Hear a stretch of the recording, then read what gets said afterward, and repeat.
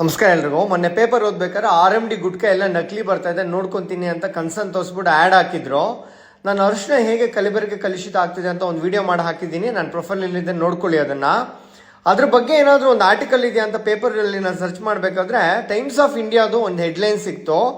ಏನಂದರೆ, ನಾವು ತಿನ್ನಬೇಕಾಗಿದ್ದಕ್ಕಿಂತ ಹೆಚ್ಚಾಗಿ 200% ಹೆಚ್ಚಾಗಿ ಲೆಡ್ ಕಂಟೆಂಟ್ ಇದೆ, ಹಾಗೆ ಗಂಭೀರ ಆರೋಗ್ಯ ಪರಿಣಾಮಗಳು ಬೀರುತ್ತೆ ಅಂತ ಹೇಳ್ಬಿಟ್ಟು ಆರ್ಟಿಕಲ್ ಹೆಡ್ಲೈನ್ ಹಾಕಿದ್ರು. ಹೌದು, ಭಾರತದಲ್ಲಿ ನಾವು ಅಂದ್ಕೊಂಡಿರೋದಕ್ಕಿಂತ ಜಾಸ್ತಿನೇ ಆಹಾರ ಕಲಬೆರಕೆ ಕಲುಷಿತ ಆಗ್ತಾ ಇದೆ. ಯಾರಿಗಾನ ಅರ್ಥ ಆಗಿಲ್ಲ ಅಂದರೆ ಇಂಗ್ಲೀಷಲ್ಲಿದೆ ಆರ್ಟಿಕಲ್ಲು, ಇಂಗ್ಲೀಷ್ ಬರೋನ್ನ ಕೂರಿಸಿ ಓದಿ ತಿಳ್ಕೊಳ್ಳಿ ಇದನ್ನು. ಏನಕ್ಕೆ ಅಂದರೆ 2015 2 ಮಿನಿಟ್ಸ್ ನೂಡಲ್ದು ಒಂದು ಬ್ರ್ಯಾಂಡ್ ಇತ್ತು, ಅದು ಟೆಂಪ್ರವರಿಲಿ ಬ್ಯಾನ್ ಆಯಿತು. ಏನಕ್ಕೆ ಅಂದರೆ ಇದೇ ಲೆಡ್ ಕಂಟೆಂಟು ಮತ್ತು MSG ಜಾಸ್ತಿ ಇತ್ತು ಅನ್ನೋ ಕಾರಣಕ್ಕೋಸ್ಕರ.